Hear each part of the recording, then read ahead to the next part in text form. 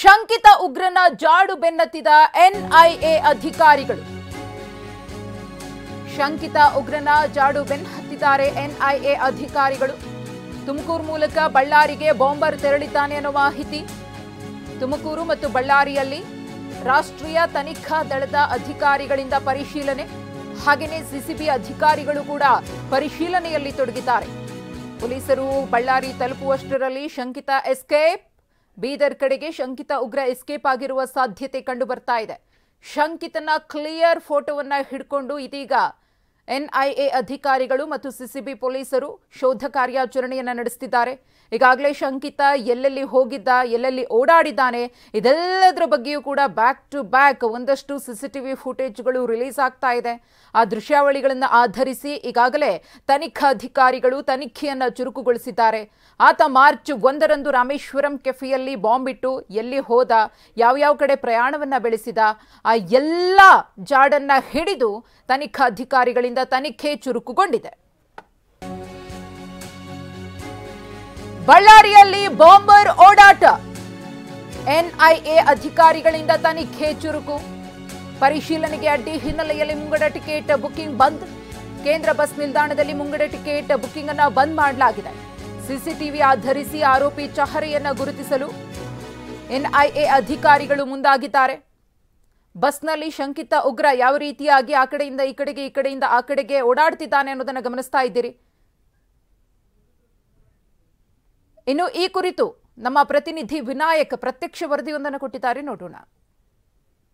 Rameswaram ಕೆಫೆಯಲ್ಲಿ bomb blast ಪ್ರಕರಣಕ್ಕೆ ಸಂಬಂಧಪಟ್ಟಂತೆ NIA ಅಧಿಕಾರಿಗಳು ಈಗಾಗಲೇ ಎಲ್ಲ ಕಡೆ ತಲಾಶೆ ನಡೆದಿರ್ತಕ್ಕಂಥದ್ದು. ಅದರಲ್ಲೂ ಕೂಡ ಪ್ರಮುಖವಾಗಿ ಇವತ್ತು ಬಳ್ಳಾರಿಯಲ್ಲಿ ಎನ್ಐಎ ಅಧಿಕಾರಿಗಳು ತಲಾಶೆ ನಡೆದಿರ್ತಕ್ಕಂಥದ್ದು. ಅಂದರೆ ಬಸ್ ನಿಲ್ದಾಣದಲ್ಲಿ ತಾವು ದೃಷ್ಟಿಯಲ್ಲೂ ಕೂಡ ಗಮನಿಸಬಹುದು.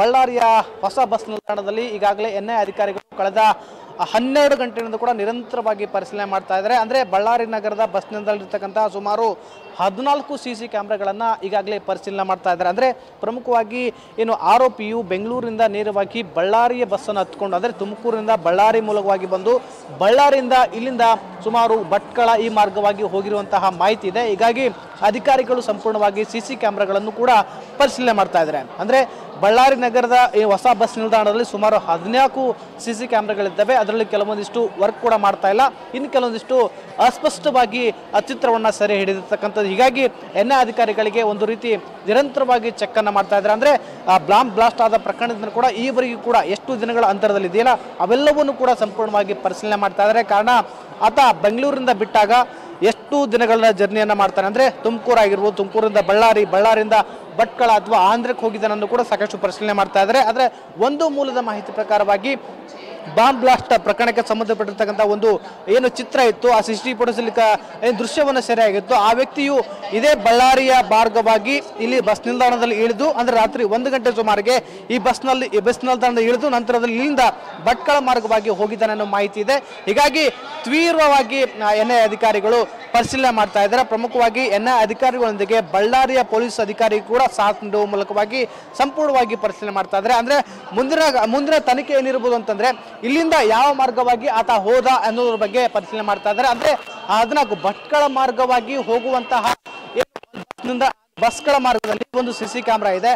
ಆ CC ಕ್ಯಾಮ್ರಾದಲ್ಲಿ ಅಸ್ಪಷ್ಟವಾಗಿ ಏನು ಆರೋಪಿಯ ಚಿತ್ರ ಸೆರೆಯಾಗಿರುವಂಥದ್ದು. ಹೀಗಾಗಿ ಮತ್ತೊಂದಿಷ್ಟು ಕ್ಯಾಮ್ರಾಗಳನ್ನು, ಅಂದರೆ ಸುಮಾರು 14 ಕ್ಯಾಮ್ರಾಗಳನ್ನು ಕೂಡ ಸಂಪೂರ್ಣವಾಗಿ ಪರಿಶೀಲನೆ ಮಾಡ್ತಾ ಇದ್ದಾರೆ. 14 ಕ್ಯಾಮ್ರಾಗಳಲ್ಲಿ ಕೆಲವೊಂದಿಷ್ಟು, ಅಂದರೆ 2-3 ಕ್ಯಾಮ್ರಾಗಳು ವರ್ಕ್ ಆಗ್ತಲ್ಲ, ಇನ್ನು ಕೆಲವೊಂದಿಷ್ಟು ಏನು CC ಕ್ಯಾಮ್ರಾಗಳು ಸ್ಪಷ್ಟವಾಗಿ ಚಿತ್ರವನ್ನು ಹಿಡಿದಿದ್ದಾವೆ. ಹೀಗಾಗಿ ಆ ಚಿತ್ರ ಹಿಡಿದ ಪ್ರಕಾರವಾಗಿ ಬೆಂಗಳೂರಿನಲ್ಲಿ ಸಿಕ್ಕಿರ್ತಕ್ಕಂಥ ಒಂದು ಭಾವಚಿತ್ರ ಮತ್ತು ಬಳ್ಳಾರಿಯಲ್ಲಿ ಸಿಕ್ಕಿರ್ತಕ್ಕಂಥ ಒಂದು ಭಾವಚಿತ್ರಕ್ಕೂ ಮ್ಯಾಚ್ ಮಾಡಿ ನೋಡುವಂಥ ಕೆಲಸವನ್ನು ಕೂಡ ಮಾಡ್ತಾ ಇದ್ದಾರೆ. ಅಂದರೆ ಈ ಮಾರ್ಗವಾಗಿ ಭಟ್ಕಳಗೆ ಹೋಗಿರುವ ಸಾಧ್ಯತೆ ಹೆಚ್ಚಿರುತ್ತೆ ಅನ್ನೋ ಮಾಹಿತಿ ಕೂಡ ಬಂದಿರುವಂಥದ್ದು. ಕ್ಯಾಮ್ರಾ ಪರ್ಸನ್ ಸಂಜು ವಿನಾಯಕ ಬೆಳಗ್ಗೆ TV9 ಬಳ್ಳಾರಿ.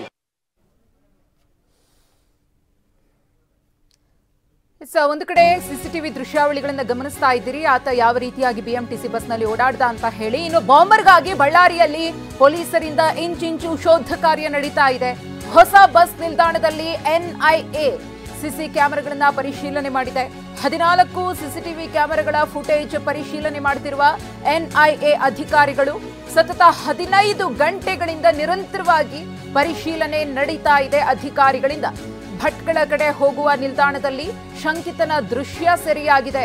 ಸಿಸಿ ಕ್ಯಾಮೆರಾದಲ್ಲಿ ಅಸ್ಪಷ್ಟವಾಗಿ ಶಂಕಿತನ ದೃಶ್ಯ ಸೆರೆಯಾಗಿದೆ. ಈ ಕುರಿತು ಮತ್ತಷ್ಟು ಮಾಹಿತಿಯನ್ನು ಕೊಡೋದಕ್ಕೆ ನಮ್ಮ ಪ್ರತಿನಿಧಿ ಶಿವಪ್ರಸಾದ್ ಇದೀಗ ನೇರ ಸಂಪರ್ಕದಲ್ಲಿದ್ದಾರೆ.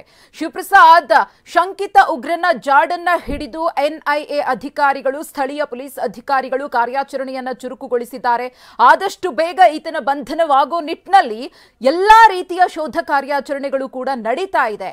ಇನ್ನು ಯಾವ ರೀತಿಯಾಗಿ ಈತ ತುಮಕೂರಿನಿಂದ ಬಳ್ಳಾರಿಗೆ ಎಸ್ಕೇಪ್ ಆದ, ಬಳ್ಳಾರಿಯಲ್ಲಿ ಈತನ ಚಲನವಲನಗಳು ಕೂಡ ಸೆರೆಯಾಗಿದೆ ಸಿಸಿಟಿವಿ ಕ್ಯಾಮೆರಾದಲ್ಲಿ.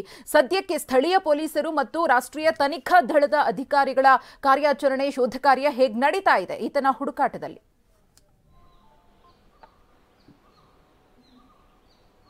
ಮಧುಶ್ರೀ, ಮಾರ್ಚ್ 1ರಂದು ಬೆಂಗಳೂರಿನ HAL ಪೊಲೀಸ್ ಠಾಣಾ ವ್ಯಾಪ್ತಿಯ ದಿ ರಾಮೇಶ್ವರಂ ಕೆಫೆಯಲ್ಲಿ ನಡೆದಂತಹ ಬಾಂಬ್ ಬ್ಲಾಸ್ಟ್ ಪ್ರಕರಣಕ್ಕೆ ಸಂಬಂಧಪಟ್ಟಂತೆ ಇಡೀ ಪ್ರಕರಣವನ್ನು NIA ಅಧಿಕಾರಿಗಳು ಗಂಭೀರವಾಗಿ ಪರಿಗಣಿಸಿದ್ದಾರೆ. ಸ್ಥಳೀಯ ಪೊಲೀಸರು ಹಾಗೂ CCB ಪೊಲೀಸರು ಕೂಡ ಇಡೀ ಪ್ರಕರಣಕ್ಕೆ ಸಂಬಂಧಪಟ್ಟಂತೆ ಪ್ರಮುಖವಾಗಿ ಮಾಡಿದಂಥ ಕೆಲಸ ಅಂತ ಹೇಳಿದ್ರೆ CCTV ದೃಶ್ಯಾವಳಿಗಳನ್ನು ಕಲೆ ಹಾಕುವಂಥ ಕೆಲಸವನ್ನು ಮಾಡಿದ್ರು.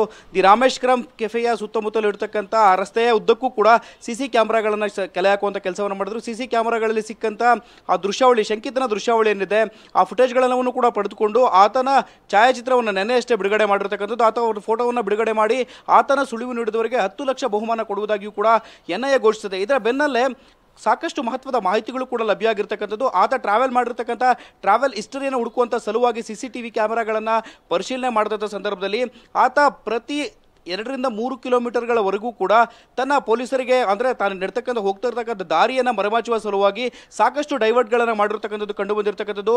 ಈ ಹಿನ್ನೆಲೆಯಲ್ಲಿ TV9 ಕೂಡ ವರದಿಯನ್ನು ಮಾಡ್ತಾನೆ ಇದೆ.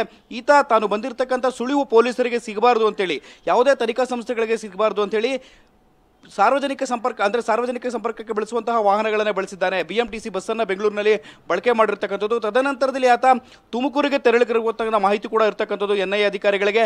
ಅಲ್ಲೂ ಕೂಡ ಕೆಲವೊಂದು CC ಕ್ಯಾಮೆರಾಗಳನ್ನು, ದೃಶ್ಯಾವಳಿಗಳನ್ನು ಈಗಾಗಲೇ ಕಲೆಕ್ಟ್ ಮಾಡಿರ್ತಕ್ಕಂಥ ಅಧಿಕಾರಿಗಳು ಅದನ್ನು ಬೆಂಗಳೂರಿನಲ್ಲಿರ್ತಕ್ಕಂಥ CC ಕ್ಯಾಮೆರಾಗಳಲ್ಲಿ ಸಂಗ್ರಹಿಸಲಾದಂಥ ಶಂಕಿತನ ದೃಶ್ಯಾವಳಿಗಳಿಗೆ ಮ್ಯಾಚ್ ಮಾಡುವಂಥ ಕೆಲಸವನ್ನು ಮಾಡುತ್ತಾರೆ. ಅದೇ ಮಾರ್ಗವಾಗಿ ತುಮಕೂರು ಮಾರ್ಗವಾಗಿ ಆತ ಬಳ್ಳಾರಿಗೆ ತೆರಳಿದ್ದಾನೆ ಅಂತ ಹೇಳಿ ಬಳ್ಳಾರಿಯಲ್ಲೂ ಕೂಡ ಹೊಸ ಬಸ್ ನಿಲ್ದಾಣದಲ್ಲಿ 15ಕ್ಕೂ ಹೆಚ್ಚು ಕ್ಯಾಮೆರಾಗಳನ್ನು ಪರಿಶೀಲನೆ ಮಾಡುವಂಥ ಕೆಲಸವನ್ನು NIA ಅಧಿಕಾರಿಗಳು ಮಾಡ್ತಿರ್ತಕ್ಕಂಥದ್ದು. ಇಡೀ ಪ್ರಕರಣಕ್ಕೆ ಸಂಬಂಧಪಟ್ಟಂತೆ ಪೊಲೀಸರಿಗೆ ಸದ್ಯದವರೆಗೂ ಕೂಡ ಲಭ್ಯವಾಗಿರ್ತಕ್ಕಂಥ ಮಹತ್ವದ ಸುಳಿವು ನೀಡತಕ್ಕಂಥದ್ದು CC ಕ್ಯಾಮೆರಾ ದೃಶ್ಯಾವಳಿಗಳು. ಇದೇ CC ಕ್ಯಾಮೆರಾ ದೃಶ್ಯಾವಳಿಗಳನ್ನು ಆಧರಿಸಿ ಈ ಎಲ್ಲ ಮಾದರಿಗಳನ್ನು ಕೂಡ ಸಂಗ್ರಹಿಸ್ತಾ ಇದ್ದಾರೆ.